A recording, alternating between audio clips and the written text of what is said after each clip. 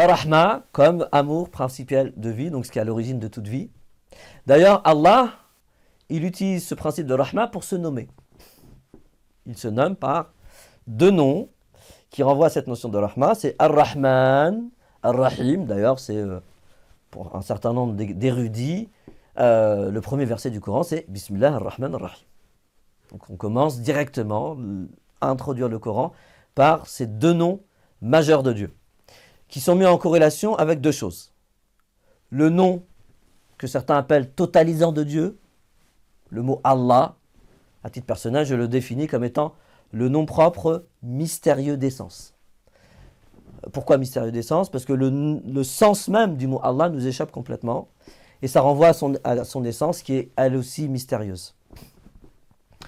Dans le Coran, dans la sourate 17, Allah il nous dit قُلِ ادْعُوا اللَّهَ أَوْ ادْعُوا الرَّحْمَنَ أَيَّمَّا تَدْعُوا فَلَهُ الْأَسْمَاءُ الْحُسْنَى. Invoquer Allah ou invoquer le Rahman, peu importe le nom utilisé pour l'invoquer, lahul asmaul husna, à lui les plus beaux et les plus bons noms. Le mot Hassan renvoie vraiment à cette notion de beauté. Donc, bien évidemment, ici, il faut comprendre par beauté, non pas l'esthétisme, bien connu dans notre époque, qui est même devenu une science. Quand on dit le beau, pour la racine Hassana, on veut signifier par là le parfait. Ça renvoie à cette notion de figure de perfection divine. Et puis, dans la racine Hassan, on n'a pas que le beau, on a aussi le bon. Le bon, ça veut dire quoi? Ça veut dire le conforme. Donc quand on dit que les noms, ils sont beaux et ils sont conformes, ils sont beaux parce qu'ils participent de la perfection divine. Allah est parfait parce qu'il est Ar-Rahman, Ar-Rahim, Al-Aziz, Al-Wahhab, Al-Jabbar, etc. C'est-à-dire, il a tous les noms qui renvoient à cette notion de perfection divine. Et ils sont bons dans le sens, ils sont conformes à la réalité divine. Et c'est pour ça qu'en fait, il faut essayer de connaître Dieu, non pas à travers ce que les humains peuvent dire à propos de Dieu, mais à propos d'Allah. Mais il faut prendre ce que Allah a utilisé pour se donner à être connu. Donc ces noms qu'il s'est octroyé lui-même pour lui-même. Donc on a Ar-Rahman qui est mis en corrélation avec Allah. Dans un autre verset, on a les deux noms, Ar-Rahman et Ar-Rahim, qui sont mis en corrélation avec quelque chose qui est lié à Allah, mais qui ne dit pas directement le mot Allah, c'est Wa ilahukum ilahu wahid, la ilaha illahu Ar-Rahman Ar-Rahim. Donc d'ailleurs, c'est la première formule, on appelle ça les formules de tahlil. Les formules de tahlil, c'est quand on dit la ilaha illahu. Il n'y a pas d'autre divinité. On va approfondir un petit peu cette notion de divinité, parce que souvent le mot ilah, on le traduit par divinité. Je préfère le traduire pour ma part par celui qui suscite l'adoration de par ce qui le caractérise comme attribut de perfection. C'est-à-dire que nous les êtres humains, d'une certaine manière, nous sommes contraints de l'adorer. Pourquoi nous sommes contraints de l'adorer? Parce qu'Allah, il est tellement parfait qu'on ne peut pas faire autrement que de l'adorer. Et c'est à ça que renvoie le mot ilah. Donc, dans cette formule-là, il n'y a nul autre que lui qui est en capacité de susciter l'adoration de par ses attributs de majesté, de magnificence, de beauté, de perfection. Et donc là, ce qui est intéressant, c'est que le nom Ar-Rahman Ar-Rahim, ils sont mis en corrélation justement avec ce qu'on appelle la formule du Tawhid. La ilaha illa hu. Donc nul ne peut susciter l'adoration si ce n'est en dehors de lui. Et là, il y a une précision sur c'est qui ce lui, Ar-Rahman Ar-Rahim. Donc Ar-Rahman Ar-Rahim, dans les significations qu'on peut donner à ces deux noms-là, bien évidemment, il y a cette notion d'amour inconditionnel, cette notion d'amour majuscule. La différence qu'il va y avoir, ça va être dans les modalités de cet amour. Et les modalités de cet amour, en fait, ils sont renseignés alors, en langue arabe, par quoi? Par ce qu'on appelle la science de la morphologie. La morphologie, c'est une science qui va s'intéresser au sens de la forme des mots. On voit bien quand on entend Ar-Rahman, Ar-Rahim, ouais, les deux noms viennent de la même racine, par contre, ils ont des formes différentes. Et bien, une des spécificités de la langue arabe, c'est que les formes des mots renferment déjà en leur sein une signification précise.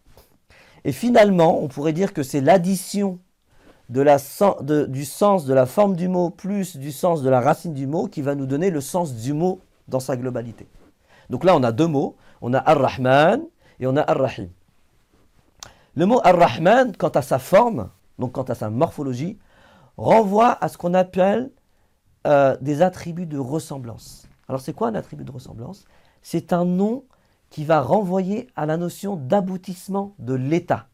Donc tous les mots en réalité qui ont cette forme-là, cette même forme que le mot Ar-Rahman, renvoient en réalité à l'état ou à l'essence de la chose. Donc déjà, ça nous renseigne sur la spécificité du mot Ar-Rahman. Ar-Rahman donc renverrait à l'essence divine qui est liée à cette notion de Rahman.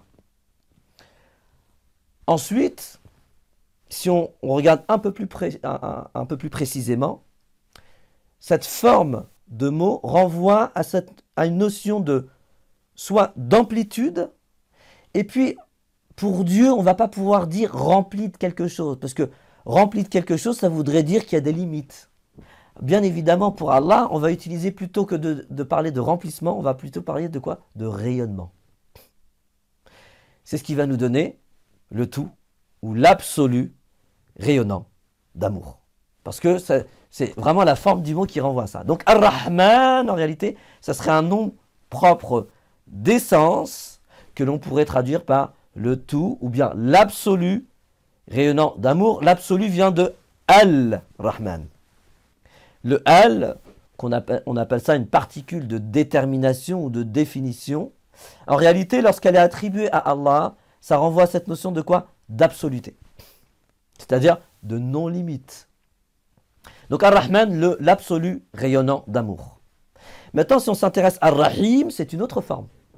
Ar-Rahim, c'est comme Al-Karim, Al-Aziz. On a plein de mots en fait qui ont la même forme. Cette forme-là, elle renvoie à ce que moi j'appelle l'ampliation. Alors l'ampliation, qu'est-ce que ça veut dire? Ça veut dire que ce mot renvoie déjà non plus à un état, à une essence, mais il renvoie à un agir, à une action, à un comportement. Et on va utiliser cette forme-là lorsque l'agissement, lorsque l'action est faite de façon aboutie et parachevée. Donc Ar-Rahim, ça pourrait donner quoi comme traduction? Alors moi j'aime le traduire par le tout intarissable d'amour. Vous savez, l'intarissabilité, c'est comme une source d'eau qui est intarissable, qui ne peut pas tarir. C'est-à-dire qui va, comme la source de Zamzam, qui depuis son premier jaillissement continue de quoi?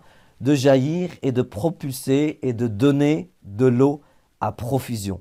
Alors Ar-Rahim, l'intarissable d'amour ou le tout intarissable d'amour, c'est celui qui ne cesse de faire acte d'amour en permanence et de façon illimitée.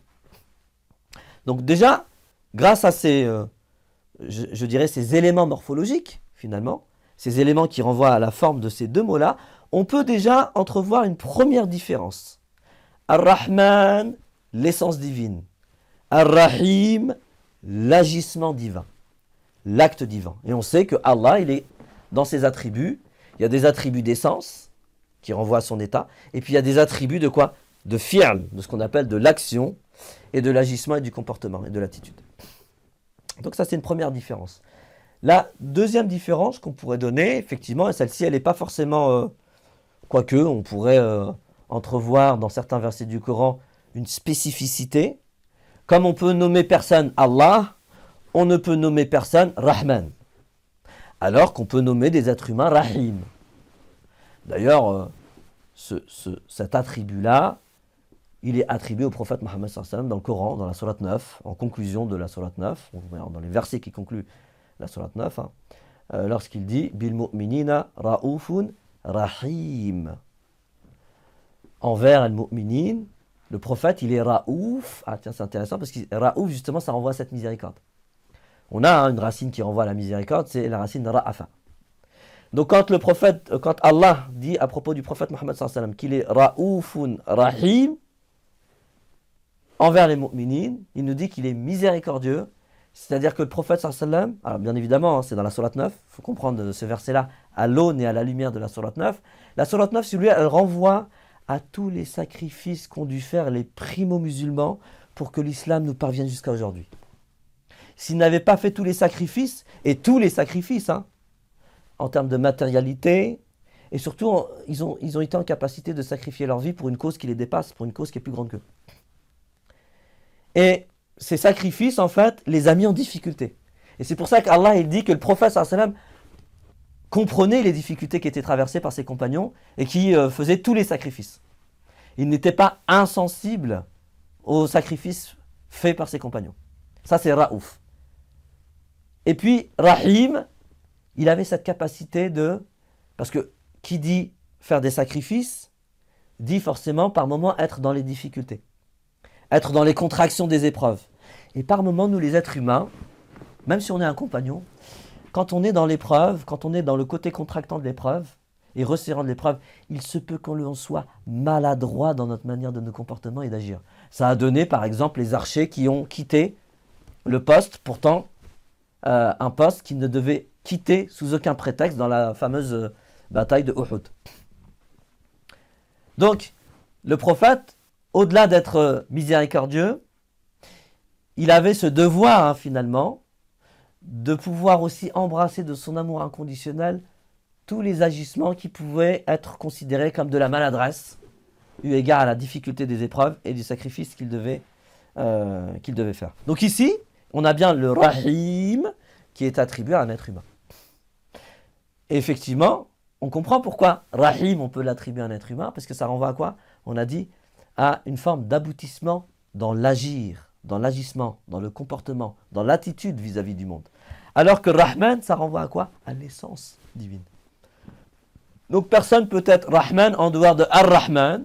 Par contre, nous pouvons nous être Rahim conformément à ce qui est humainement possible, conformément à notre degré de réalisation. D'ailleurs, je fais remarquer que finalement, nous les êtres humains dans notre cheminement, nous devons justement tendre à être sur les pas du prophète sallallahu alayhi wa sallam, à devenir des Rahim, bien évidemment au fur et à mesure de notre avancée dans notre cheminement, dans notre propre cheminement spirituel.